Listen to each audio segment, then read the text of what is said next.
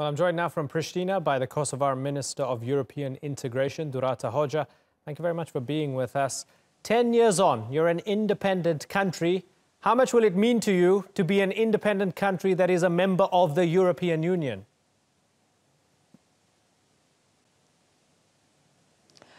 Well, right now we have many reasons to celebrate and to mark our 10th anniversary of our independence, and especially the new enlargement strategy that has been published just last week, right on the eve of our 10th anniversary. It shows the way forward towards EU. And of course, we are committed to do all the homework that we need to do in order to advance as much as possible and as fast as possible towards the EU integration. EU is our only alternative, and we are all determined, and it's all our vision to join European integration and become a member of NATO. So Euro-Atlantic integration is the vision that Kosovo pursues. Mm-hmm. Have there been any roadblocks recently, especially when you look at some of the tensions regarding the specialist chambers and Parliament wanting to take away that court? Have you at any time worried that your relationship with the European Union would be damaged to the extent that it would damage your EU accession?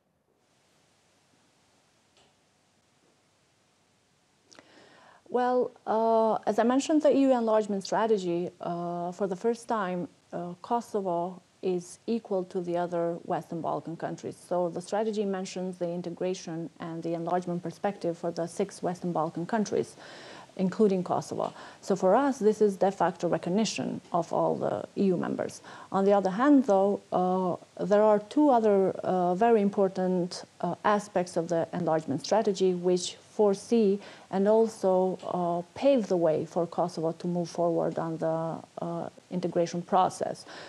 One is the dialogue and the full normalization between Republic of Kosovo and Republic of Serbia. So full normalization, obviously for us, for Republic of Kosovo and many EU member states, means recognition, mutual recognition of Republic of Kosovo and Republic of Serbia. And then the other very important aspect of the strategy, the second aspect, is the issue that EU has put very concretely, very specifically, in very specific language, that Kosovo and Serbia must reach a legally binding agreement which would implement the dialogue. But on the other hand, though, it would enable, or I would better say, it would disable the Western Balkans to impede or hinder the integration process of one another. So basically, no Western Balkan countries would be able to stop another one joining.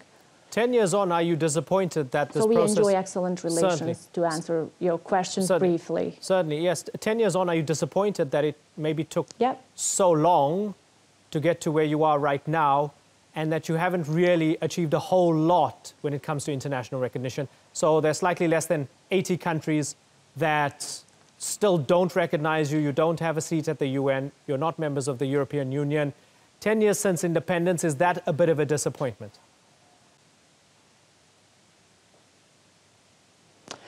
I wouldn't call it a disappointment. Kosovo has a lot to mark, has a lot to celebrate, the achievements so far. We have been recognized by 115 countries, which are the largest democracies, the largest world economies.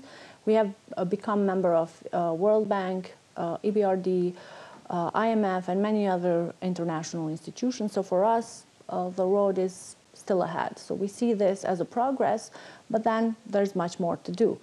And I would like to look at this from a more optimistic angle. If we look at where we were in 1999, obviously a country devastated from war, a country devastated all around destruction, plus the human tragedy, attempted genocide, I would say that we have achieved a lot. Kosovo is 10 years old. Of course, there's a lot more to do. But then on the other hand, though, another very strong achievement, which I would say, is also the signature of the Stabilization Association Agreement, which for Kosovo is the first formal agreement, the first which formalizes the relationship between Kosovo and EU. So for us, it's the first stepping stone, and we are well ahead to implement this agreement. Okay.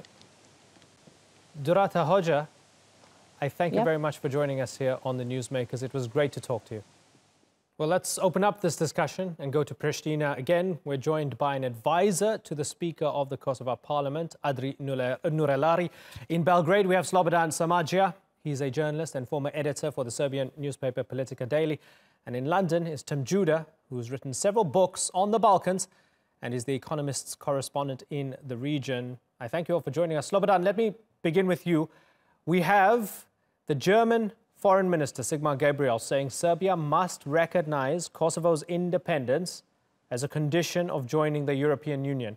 Is that a fair request?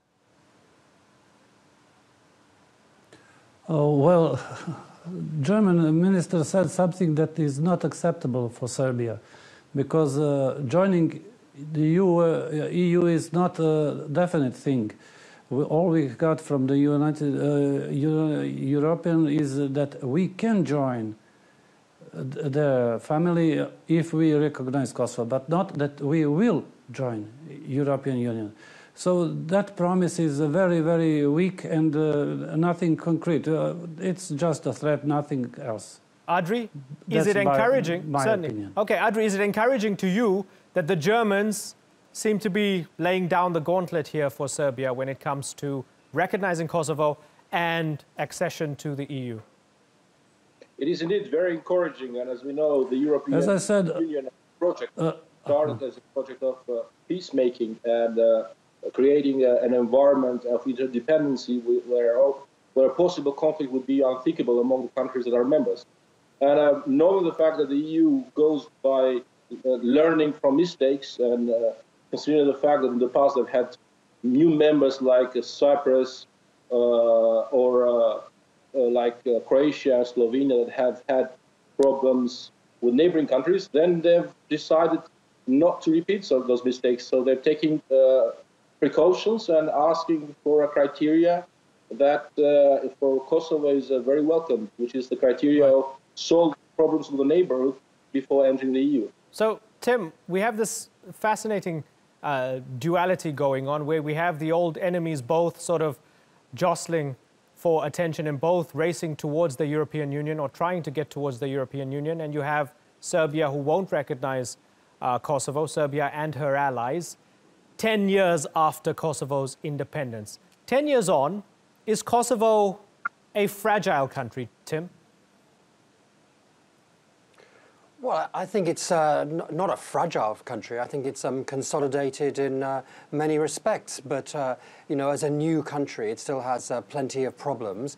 And especially, it's not completely sovereign in all of its territory. I'm thinking especially of the Serbian inhabited north of Kosovo and the enclaves where Serbs tend to live. I think that a lot of progress has been made, agreements have been made, a lot of them haven't yet been implemented, but still there's been a lot of progress. But still, having said that, Kosovo is not, Kosovo, the government of Kosovo's authority is not complete over the whole territory. But I mean, I wouldn't say it was, I wouldn't over-exaggerate and say it was that fragile, no. Yeah, okay. Slobodan, we've had Tim mention the north of Kosovo. Yes. I was recently in North Mitrovica. I thought to myself, well, if you think the Balkans are completely resolved, come to North Mitrovica, because clearly it was extremely tense and people there had their loyalty to Belgrade and not to Pristina. And so I wondered to myself, will there ever come a day where the ethnic Serbs there in North Mitrovica and in the rest of the enclaves would ever feel loyal to an identity as Kosovars? Will that ever happen, Slobodan? Well, it will happen the same day when people from Kosovo, Albanians, recognize Belgrade as their center and where the government is.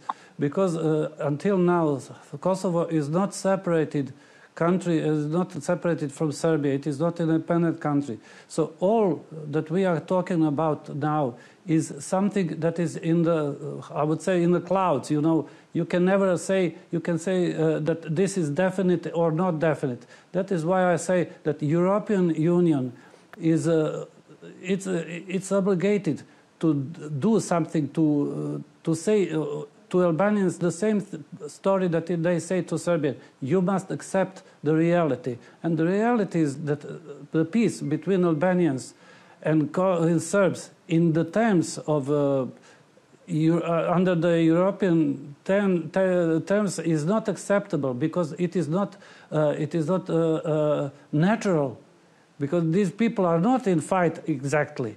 The fight was only began when the European Union started to break Yugoslavia Serbia. So what's interesting?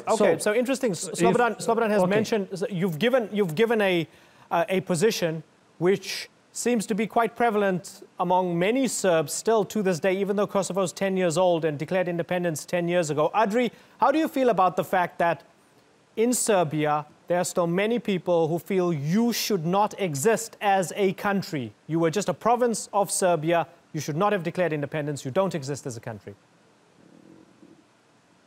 Anachronistic and outdated opinions, because as a matter of fact, Kosovo with Serbia is undergoing an EU-facilitated dialogue that has resulted in numerous agreements that have, in a sense, normalized the relations between Serbia and Kosovo, and has provided de facto recognition, considering the fact that the highest authorities of Serbia have signed those agreements and they have implemented them as well.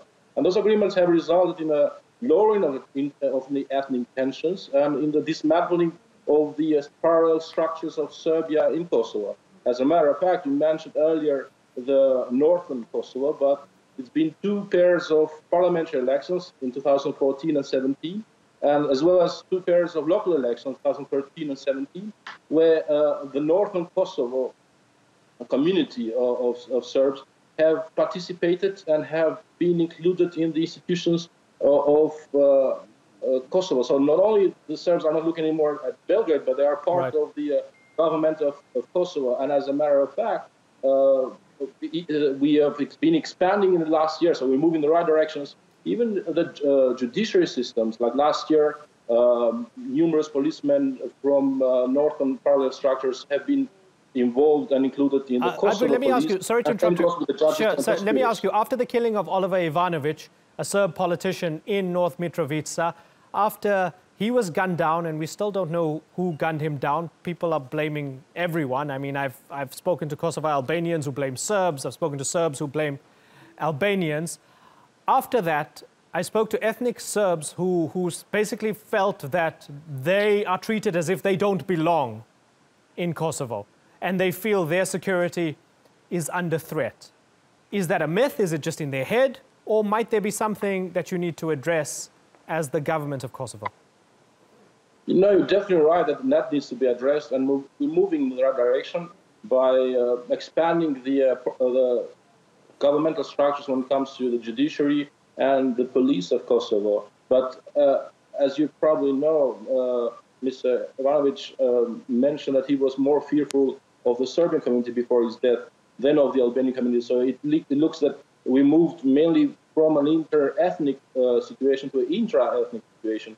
However, of course, more efforts should be done. But the good thing and the good news is that the northern part of Kosovo has been gradually being integrated to the rest of the country in all forms and branches of government. Slobodan, and, it will be a matter of time. Okay, it's only a matter of time. Slobodan, that's good news. It's gradually being integrated into the rest of Kosovo. So whether you like it or not, this country is here to stay, and eventually the North will be integrated. How do you feel about that?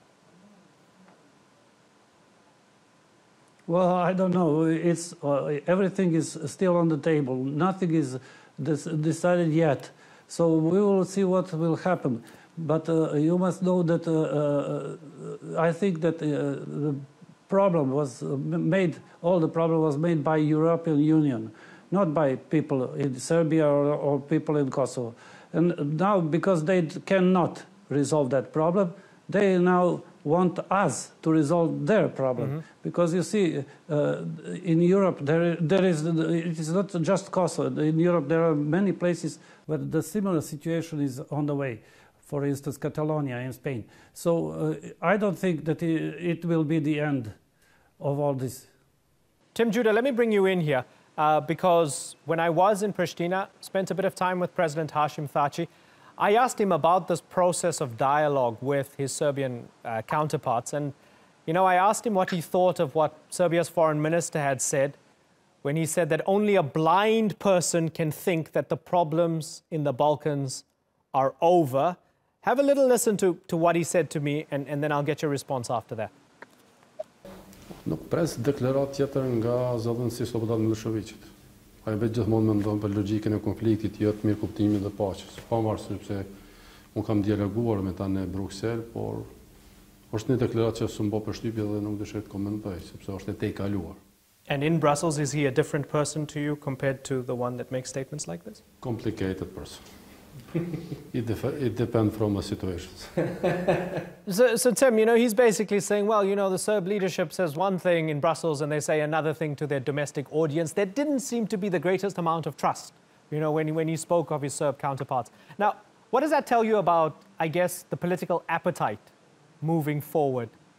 Is the political leadership in Kosovo and maybe also as well in Serbia, are they really capable and willing to sorting this out long term? Well, I think that if there's political will, they're capable of doing anything. But politicians from both sides are, of course, bound by electoral timetables. And Serbia's got local elections coming up on March the 4th, and the foreign minister of Serbia is campaigning for his party, just like other politicians do. So he will say things because he has to get votes. When he has to deal with the Kosovo-Albanian leadership in Brussels, then he will be a much more pragmatic politician, right. I should think. Yeah. So, okay, domestic audience and international audience as well, and that's factored in. Adri, specialist chambers, did that do some damage to your relationship with the West? Because Parliament wanted to remove the court that could see the leadership of Kosovo end up at The Hague. They wanted to remove it. Now, you know, there seems to have been a bit of sort of push and pull and quid pro quo, and now that's kind of died down. But at the time, the US ambassador, Greg Delawi, said there will be major consequences. And it seemed as if the West, the United States and the Europeans were saying, hey, what's going on with you, Kosovo? After everything we did for you, you guys now don't believe in our form of justice. You're okay with us trying Serbs, but you're not okay with us trying your own potential war criminals. Has that done damage to your relationship with the West? First, I want to add something to what you were speaking about earlier. Serbia has said that they would never, Belgrade has said they would never recognize Croatia. And then years afterwards, they recognized Croatia after like 6 or 7 years from the war. And then now they have visits of the highest levels among two countries, regardless of the bitter past that they had among each other. So I don't think this is an ultimate thing. I mean, I believe that the climate of opinion in Belgrade and in Serbia will change just like it changed towards Croatia in the not so distant future. When it comes to your question, actually, I don't think that there was a will of the parliament. It was a petition that was initiated by the war veterans that led to a movement of parliament to address it. So it didn't go that far as an advanced attempt, actually. When it comes to the potential project that was initiated by the veterans to remove the chamber. And as a matter of fact, I don't think that Kosovo will do any harm to the strong relations that it has with the Western world and with the United States, European Union, and other Western allies, because in Kosovo there is a large and deep sense of gratitude towards the assistance that was received in the past by these countries. And in no way would anybody sort of try to harm that, because it would have a major backlash when it comes to the votes. The thing is that Kosovo is not like, I mean, there's a sort of resentment, a public resentment that exists among the people, because it is not like Kosovo has not collaborated with international justice. On the contrary, Kosovo has been collaborative fully when it comes to the International Hague Tribunal. It was run by an international court, actually. The United Nations mission in Kosovo, UNMIK, had its own justice system here, and so went with the European Union project here, ULEX. So the only thing that people are, you know, in a certain way feeling uncomfortable is that there's a fatigue, because this is basically the fourth international court that will deal with the same things. And I feel a sense of double jeopardy, because the same issues are being rediscussed again in a new chamber. Nevertheless, people believe here that this is a bitter pill that we have to swallow in order to maintain the good relations with the United States and the European Union. Mm-hmm. And they're willing to take the cost. But also we see this also as an opportunity, actually, to remove once and for all the stains that they are trying to, blame on Kosovo, and provide the maximum of transparency and remove any doubts when it comes to the fact that our war, the Kosovo Liberation Army war, was a just one and was done, in accordance with international laws and principles. Okay, well, it's 10 years old. It's still a young country. It's not even a teenager yet. It remains to be seen if all these knots can be untangled in the next 10 years, and if Kosovo can get the international recognition across the board that it so desires. But for the moment, I've got to move on. So, Adri Nurellari, Tim Judah, and Slobodan Samardzija, as well as Dhurata Hoxha earlier on, I thank you all for joining us here on the Newsmakers.